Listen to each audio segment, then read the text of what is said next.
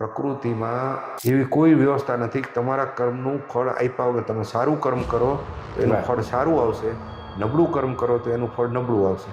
ચાહ મટી ચિંતા મટી મનવા બેપરવાહ जिसे कसूँ न चाहिए वो शहनशाह का शहनशाह. એટલે સેવા કરો ત્યારે હું સેવા કરું એમ નહીં, મારા ઉપર ઉપકાર એટલા બધા છે કે આ મારું દાયિત્વ છે. મનુષ્ય તરીકે જો આપણે એમાં કરુણા ન હોય, આપણામાં દિવ્યતા ન હોય, આપણામાં સેવા ન હોય તો આ જીવનનું કાંઈ મતલબ હોતો નથી. મારું શબ્દ સામેવાળાનું હૃદય હચમચાવતું નથી, હજી પણ શબ્દમાં વિનમ્રતાની કચાશ છે. કામ ભાવથી કર્મ થાય ને એ શ્રેષ્ઠ કર્મ કીધું છે. નમસ્કાર દર્શક મિત્રો, જય ગૌ માતા. કરુણા ટોક્સમાં આપનું સ્વાગત છે. મિત્રો, આપણે અનેક સેવાકીય પ્રવૃત્તિ થતી જોતા હોઈએ છીએ, અનેક સારા લોકોને પણ જોતા હોઈએ છીએ, પણ એ ઘણી બધી જગ્યાએ લોકો છે અને એના કારણે જ આ વિશ્વ અને આ ભારત જીવે છે. તો આજે આપણે એવા જ એક સ્નેહી આપણા પ્રકાશભાઈ વરમોરાને મળવા આવ્યા છીએ. નમસ્તે પ્રકાશભાઈ. નમસ્તે. પ્રકાશભાઈ વરમોરા કે જેઓ હળવદ ધાંગધ્રા ક્ષેત્રના ધારાસભ્યશ્રી છે, એમની સાથે લાઈફ કોચ અનેક લોકોને જબરજસ્ત રીતના મેં કાલ જ અનુભવ કર્યો અને ઘણી બધી વખત અનુભવ કર્યો છે કે પોતાની અંદરથી જ્યારે વાત નીકળે ત્યારે અનેક યુવાઓને પ્રેરણા આપે છે. તેની સાથે સાથે સદભાવના અને કરુણા જેવા સંસ્થાઓ સાથે પણ જોડાઈને સક્રિય કાર્ય કરે છે. તો પ્રકાશભાઈ, આપને વિનંતી કરીશ કે આટલું બધું સરસ ટાઈમ મેનેજમેન્ટ, ઘણી બધા કહેતા હોય છે કે મારી પાસે તો થોડુંક કંઈ કરીને તો ટાઈમ નથી રહેતો, તો આપ ભાજપમાં પણ ખૂબ સરસ રીતના આપ કાર્ય કરો છો, સેવાકીય ક્ષેત્રમાં પણ કામ કરો છો અને સાથે સાથે લાઈફ કોચ એટલે અનેક લોકોને પ્રેરણા પણ આપો છો. તો કેવી રીતના આપ મેનેજ કરો છો? તમે જ્યારે કામ કરો, આયોજન કરો ને, જી. ત્યારે તમે સમયને મલ્ટિપલ કરી શકતા હોય છો. ઓકે. બીજું, management point of view, team બનાવી એટલે કામ બધા મેક્સિમાઇઝ થતા હોય છે. તો પરિવાર ને પણ સાચવવાનો હોય, મિત્રો હોય, સંસ્થાઓ હોય, ભાજપ હોય, બધી જગ્યાએ આપણે જ્યારે તમારો ભાવ સારો હોય છે જી અને ઉદ્દેશ સારો હોય છે ત્યારે બધું કામો મલ્ટિપલ થતા હોય છે. એટલે ટાઈમ મેનેજમેન્ટ ઓટોમેટિક બધું સેટ થતું હોય છે. જી.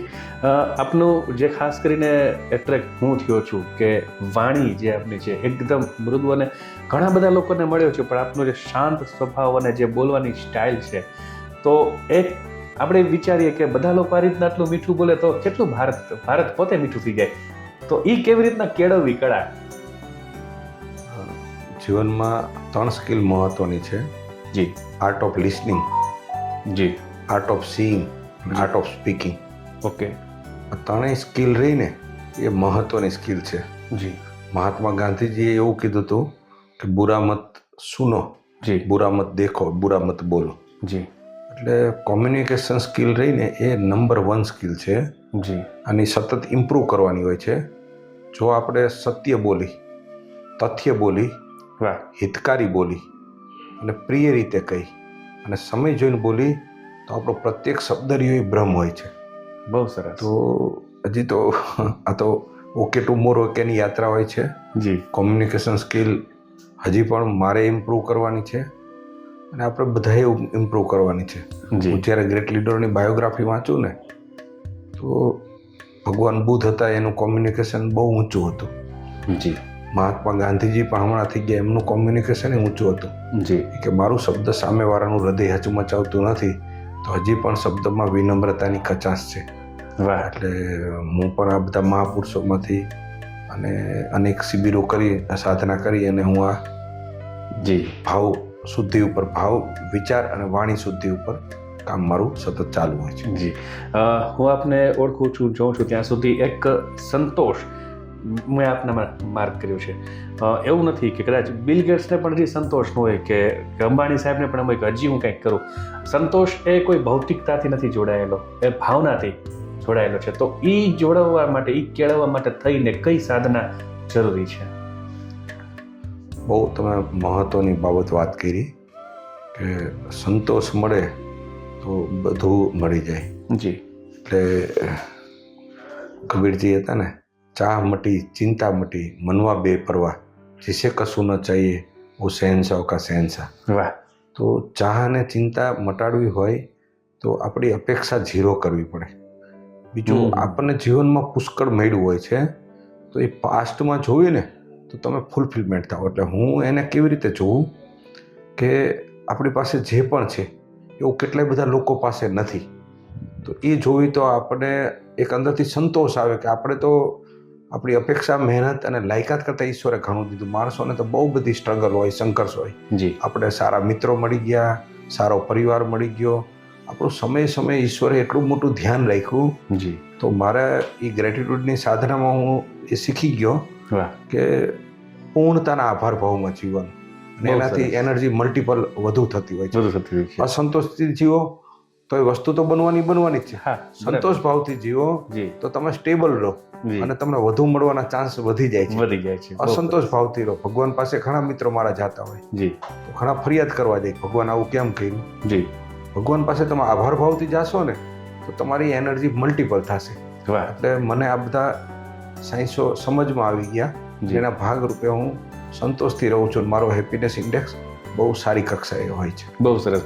આજે આપણે ભારતની પરિસ્થિતિ જોતા આપણું જે યુથ છે એને પણ હેપીનેસ ઇન્ડેક્સ એને વધારવો હોય તો આ સામાન્ય વ્યક્તિ એ કદાચ જોબ કરતો હોય કે નાનો મોટો કોઈ બિઝનેસ કરતો હોય, એક સામાન્ય પરિવારનો એક વ્યક્તિને પોતાની હેપીનેસ ઇન્ડેક્સ વધારવી હોય તો સહજ પ્રક્રિયા મને કઈ કરવી જોઈએ? સવારે તમારે દિવસ રહ્યો ને ઉઠી અને ક્રિએટ કરવો જોઈએ. ઓકે. સવારે ઉઠી અને ઈશ્વરનો આભાર, મા બાપનો આભાર, ગઈકાલના દિવસમાં તમારું જેને પણ સારું કર્યું છે એનો આભાર, વાહ અને ઈશ્વરનો આભાર માનવાનો કે તે મને મનુષ્ય જીવન આપ્યું છે. ગઈકાલ સુધી મારાથી સારું થયું, પણ જાણતા અજાણતા જે બાકી રહ્યું છે, આજે મારા જીવનમાં જે પણ આવે એને હું ખુશ રાખવાનો પ્રયત્ન કરીશ, એની ખુશીમાં મારું યોગદાન આપીશ. અને સવારે તમે દિવસ ક્રિએટ કરો તો એ 24 કલાક સુધી એની અસર રહેતી હોય છે. અને સતત એને પ્રેક્ટિસમાં લાવવું હોય તો 5 ડે વર્કિંગ ને 1 ડે રહ્યું ને એ લર્નિંગ ઉપર કામ કરવું પડે. એટલે હેપીનેસ માટે happiness is a state of mind. જી અને તમે કોન્શિયસ બીજું પણ એવું કરી શકાય કે 2.5 કલાક 3 કલાકે અલાર્મ મૂકી શકાય અને 2.5 કલાકને ક્રિએટ કરવાની કે મારા જીવનની જે ગઈ 2.5 કલાક રહી એ વન ઓફ ધ બેસ્ટ હતી અને હવે જે 2.5 કલાક આવશે એ લાઈફની બેસ્ટ હશે. તો તમે એ ક્રિએટ કરી નાખો તો તમારી કોન્શિયસ ઊંચી આવી ગઈ એટલે 2.5 કલાક તમે હેપી રહેશો. બહુ સરસ. કોન્શિયસની આપણે જે વાત કરી તો ક્યારે એ ખરેખર એવું શક્ય છે કે માઇન્ડ, સબકોન્શિયસ અને કોન્શિયસ માઇન્ડ બે હોય છે, પછી આપણે જે વિચારીએ એ ખરેખર બ્રહ્મ વાક્ય જો કંઈક હોય અને એ પ્રેક્ટિકલી પોસિબલ થાય એવું એ ખાલી વાતો જ છે કે ને એવું ખરે પણ હોય છે? કોન્શિયસ માઇન્ડ હોય ને સબકોન્શિયસ હોય. જી શરૂઆતમાં જ્યાં સુધી આપણી સાધના ન થઈ હોય ત્યાં લગી આપણા માટે અઘરું હોય. આપણે સાયકલ શીખતા હોય તો કોન્શિયસ માઇન્ડથી સાયકલ શીખીને ત્યારે આપણા માટે સાયકલ ચલાવવી બહુ અઘરી હોય. પેન્ડલ મારી તો હેન્ડલ ચૂકી જાય, હેન્ડલ પકડી તો પેન્ડલ રહી જાય, બરાબર? કારણ કે કોન્શિયસથી આપણે ઓપરેટ થતા હોય છે. જી એ પછી પ્રેક્ટિસ થઈ જાય અને સબકોન્શિયસમાં ઉતરી જાય તો સાયકલ આપણા માટે ખેલ થઈ જાય. અને બહુ પ્રેક્ટિસ કરે એના માટે તો પછી સાયકલમાં તરેના એ ખેલ કરી શકતા હોય છે. ગાડી નહોતી આવડતી, કોન્શિયસ માઇન્ડથી હતા ત્યારે ગાડી અઘરી હતી. સબકોન્શિયસમાં ગાડી આવડી ગઈ પછી તમે વાતે કરતા જતા જશો, ગપસપ કરતા ગાડી તમે સહજતાથી ચલાવી શકતા હોય છો. એટલે કોન્શિયસ અને સબકોન્શિયસ માઇન્ડ હોય છે. પહેલી વાત કોઈ પણ કોન્શિયસમાં આવે પછી એને સબકોન્શિયસમાં કન્વર્ટ કરી નાખો તો તમારી પાસે એફર્ટલેસલી કામ થાય. કોન્શિયસ માઇન્ડમાં ડેટા સ્ટોરેજની લિમિટેશન હોય, સબકોન્શિયસમાં તમે સાયકલ શીખતા પણ શીખી ગયા છો, તમને પ્લેન આવડી ગયું હોય, તમને ગાડી આવડી ગઈ, તમને ગુજરાતી આવડી ગયું, ઇંગ્લિશ, હિન્દી, સબકોન્શિયસમાં તમે બધા પ્રોગ્રામિંગ કરી લીધા તો તમારા પાસે જ્યારે એ ખેલ કરવાનો આવશે તો તમે સહજતાથી એ પ્લે કરી શકશો. કોન્શિયસ ઉપર તમે કરેલું હશે એ સમય તમે એક જ કામ કરી શકશો. મલ્ટીટાસ્ક કામ કરવા છે તો સબકોન્શિયસમાં તમારી સ્કિલો કેટલી બધી સ્ટોરેજ થઈ શકે અને એ કોન્શિયસ ને સબકોન્શિયસનું બેનું બેલેન્સ કરો તો મલ્ટીટાસ્કને તમે બેસ્ટ પરફોર્મન્સ તરીકે લાવી શકો. જી બહુ સરસ. હવે આપણે સેવાકીય ક્ષેત્રની આપણે વાત કરીએ તો દરેક આપણે કંઈ આપણે ભારતમાં જન્મ લીધો છે એ જ આપણું સૌથી મોટું સૌભાગ્ય છે. તો આની અંદર ઘણી બધી પ્રવૃત્તિઓ થતી હોય છે સેવાકીય, અબોલજીઓ માટે, દરિદ્ર નારાયણ માટે થઈને. તો વ્યક્તિએ શા માટે થઈને સેવાકીય ક્ષેત્રો માટે કોઈને કોઈ પોતાની યથાશક્તિ પ્રમાણે જોડાવવું જોઈએ અને જોડાયા પછી એમને શું ફાયદા મળે છે? સેવા પરમો ધર્મ. સેવા એ જીવનનો બહુ મહત્વનો પાર્ટ નહીં, એ આપણું દાયિત્વ છે. આપણે આજે પહોંચ્યા છીએ તો પ્રત્યક્ષ ને પરોક્ષ અનેક લોકોએ આપણી સેવા કરી હોય છે. જી મા બાપે જન્મ આપ્યા પછીથી લઈને એવા કેટલાય બધા લોકોએ આપણા જીવનને બેટર કર્યું છે. જી. હવે તો આપણા ઉપર અનગણિત ઉપકાર હોય છે પ્રકૃતિના સમષ્ટિના, તો એને આપણે મનુષ્ય જીવન તરીકે બેક ટુ સોસાયટી ન કરી ત્યાં લગી ફૂલફિલમેન્ટ નથી આવતું. મારા અનુભવના અંતે કહું, સેવા કરવાથી આપણી અંદરનો હેપીનેસ વધતો હોય છે. મને ઘણા પૂછે કે મારે દિવ્યતા પ્રાપ્ત કરવી, મારે આધ્યાત્મિકતા પ્રાપ્ત કરવી છે, તો હું ધ્યાન કરું. હું કહું ધ્યાન એક કરવાથી દિવ્યતા આધ્યાત્મિકતા નહીં પકડે. તમારે થોડું તપ કરવું પડશે, સેવા કરવી પડશે, ત્યાગ કરવો પડશે. તો આ બધું કરવાથી 360 ડિગ્રી આધ્યાત્મિકતા દિવ્યતા પ્રાગટ થતી હોય છે. એટલે સેવા એ લવ અલ સૌ અલ, દરેકને પ્રેમ કરો ને દરેકની સેવા કરો. અને સેવા કરો ત્યારે હું સેવા કરું એમ નહીં, મારા ઉપર ઉપકાર એટલા બધા છે કે આ મારું દાયિત્વ છે. એટલે સેવાનો અહંકાર આવ્યો તો પછી સેવા કે સેવાની કામના આવી કે સેવાની કોઈ અપેક્ષા આવી તો એ સેવા રહીને એ ક્યાંક ના ક્યાંક આપણે એ આપણા હેપીનેસમાં ઘટાડો કરશે. શુદ્ધ સેવા એ છે કે નેકી કર દરિયા મેં ડાલ, આ ભાવથી સેવા થાય. જી. ગીતાજીમાં તો જે લખ્યું છે કે કર્મણીય વા ફલેષુ કદાચન, કર્મણીય વાધિકારસ્તે મા ફલેષુ કદાચન. તો ક્યારેક ક્યારેક સેવા કરતી વખતે કોઈ એવું વિચારીને સેવા કરે કે હું આટલું સારું થાય એટલે સેવા કરું, અને પછી એક વ્યક્તિ એવું વિચારે કે સારું થાય કે ન થાય મારે સેવા કરવી છે. તો કર્માનુબંધન પ્રમાણે બંનેમાંથી કઈ સેવા સારી છે અને બીજી બાજુ કઈ રીતના ઢળી શકાય? આજે ઘણા લોકો સ્વાર્થથી કરતા હોય છે, ભયથી કરતા હોય છે ઈશ્વર પૂજા, પણ એમને નિર્ભય થઈને અને નિસ્વાર્થ થઈને કરવું હોય તો કેવો રસ્તો એને એ બાજુ ઢાળી શકે? નિષ્કામ ભાવથી કર્મ થાય ને તો એ શ્રેષ્ઠ કર્મ કીધું છે. ઓકે. ઈશ્વરને સમર્પિત કરીને કર્મ કરી તો પણ શ્રેષ્ઠ કર્મ છે. જી. માનો કે ક્યાંય આ નથી થતું, સકામ ભાવથી પણ કર્મ કરો છો કે જેનાથી તમારો ઈગો પૂર્તિ થાય અને તમને કંઈક મળે છે, પ્રકૃતિને નુકસાન નથી થતું, તો એ કર્મ પણ ખરાબ કર્મ નથી. જી. પણ તમારું કર્મ બીજાને દુઃખી કરે છે અને બીજાને હેરાન કરે છે તો એ કર્મ રહ્યું એ ખરાબ કર્મ છે. જી. બાકી સમાજને તકલીફ ન પડતી હોય, ક્યાંય ઘણા બધા મિત્રો હોય કે ભાઈ આ તો નામથી દાન આપે છે, નામથી પણ દાન આપે છે ને, બરાબર છે, અહમથી પણ કાર્ય કરે છે ને, તો બધાને બિરદાવાના જ હોય. અને ઓકે ટુમોરો એની યાત્રા હોય છે. એક લેવલ પછી એને ધીમે ધીમે સેવા કરતો જાય એટલે પછી એ સહજમાં આવતો જાય. બીજું તમે કીધું કે ફળની અપેક્ષા નહીં રાખવાની. જી. તો આપણી પાસે કોઈ પણ તમે કર્મ કરો છો, એવડી મોટી પ્રકૃતિની એવડી મોટી સાયકલ છે, માસ્ટર પ્લાન એનો હોય છે. તમે નિષ્કામ ભાવથી કર્મ કરો, સારા ભાવથી કર્મ કરો, એનું રિટર્ન શું આવવાનું છે ને એ તમને નથી ખબર હોતી. અને બીજું ઘણીવાર શોર્ટ ટર્મ નો પણ લોંગ ટર્મ હોય. ઈસુ ખ્રિસ્તે સેવા કરીને એને ફાંસી આપી. કેટલાય બધા હોય સારું કરવા ગયા, મહાત્મા ગાંધીજી સેવા કરવા ગયા ને એને ગોળી આપી. તો તમે કામ કરો છો એ તમને રિટર્નમાં ફળ શું મળ્યું ને એ તમારા હાથમાં નથી, પણ તમારે ફળ રહ્યું ને નિષ્કામ ભાવ કરો ને તમને આનંદ મળે એ મોટામાં મોટું ફળ છે. બાહ્ય ફળ રહ્યું ને, કીર્તિ મળવી, આ તે મળવી, એ તમે લક્ષ્ય રાખીને કામ કરશો ને તો નિષ્કામ કર્મ બદલે તમે સકામ કરી લીધું. નિષ્કામ કર્મ જ ફળ વગરની અપેક્ષા વગર કામ થાય એ જ નિષ્કામ કર્મ થાય. અને મેં મારું સમર્પણ કર્યું, બાકી ઈશ્વરની મરજી, એ ભાવથી કર્મ કરો. અને બીજું એક આમાં પાછો સિદ્ધાંત એ પણ છે કે તમે નિષ્કામ ભાવથી કર્મ કરો તો પ્રકૃતિમાં એવી કોઈ વ્યવસ્થા નથી કે તમારા કર્મનું ફળ આપ્યા વગર તમે સારું કર્મ કરો તો એનું ફળ સારું આવશે, નબળું કર્મ કરો તો એનું ફળ નબળું આવશે. એટલે આ વ્યવસ્થામાં ક્યાંય કોઈ કચાશ નથી. એટલે ગીતામાં કીધેલું છે કરેલું ફોગટ જાતું નથી. બરાબર. તો કર્મનો ફળનો અધિકાર આપણો નથી. સાથે બીજું કે નહીતર ઘણા કે ફળ ન થાય કર્મ કેમ કરવું, સાથે એ પણ કીધેલું છે કરેલું ફોગટ નથી જાતું. તમે જે કરશો એનું ઈશ્વર રિટર્ન આપશે ને આપશે. સારું કરશો સારું આપશે, નબળું કરો તો નબળું આપશે. જી. જીવ સૃષ્ટિની અંદર ઈશ્વર પછી એક આપણે જેવા છે કે જેમાં સંવેદના પણ છે, વક્ત પણ કરી શકીએ છીએ. કાંઈ પણ આપણે મને ઠીક નથી તો હું તરત દોડીને ડૉક્ટર પાસે જઉં છું, મને ખીટ ચડે તો હું વાર્તાલાપ કરીને એનું સોલ્યુશન કરું. પણ અબોલ જીવો કે જેની ઘણી બધી મર્યાદાઓ છે, તો અબોલ જીવો પ્રત્યેની આપણી વ્યક્તિ તરીકેની શું ફરજ હોય છે?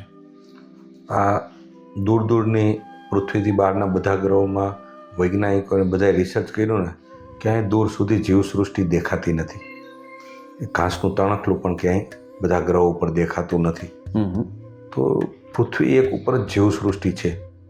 જીવસૃષ્ટિનું શ્રેષ્ઠ સર્જન હોય તો એ મનુષ્ય છે. જી.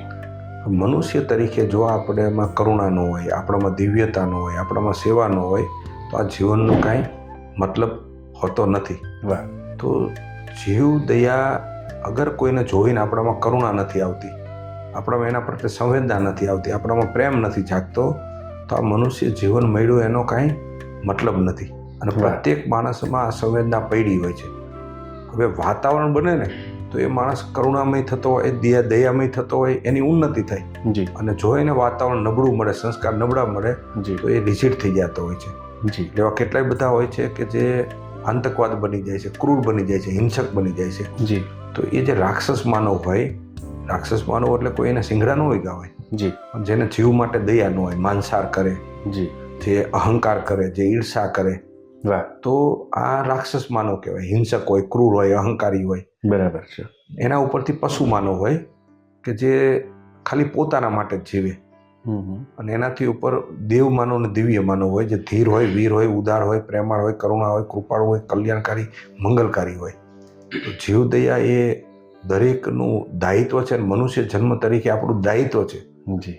તો એ સતત પ્રગટાવવું જોઈએ. ખૂબ જ સરસ. અને આપણી જે માતા છે એના પછી જો આપણે કોઈને દૂધ પીએ છીએ એ ગાય માતા છે, તો ગાય માતા પ્રત્યેની આપણી દરેક વ્યક્તિની શું ફરજ છે?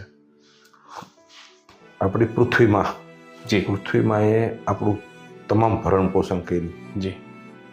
પ્રકૃતિમાં, પૃથ્વીમાં અને પ્રકૃતિને બેલેન્સ કરવા માટેનું ગાય એક સાયન્ટિફિક રીતે, સ્પિરિચ્યુઅલ તો એનું બહુ મોટું મહત્વ છે જ. જી. જી. પણ સાયન્ટિફિક રીતે પણ ગાયનું બહુ મોટું મહત્વ છે. જી.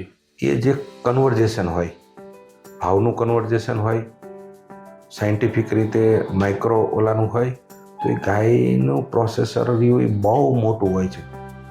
એ ઇનપુટ લે અને જે આઉટપુટ આપે ને એમાં ઘણી બધી એની ડેપ્થ હોય છે.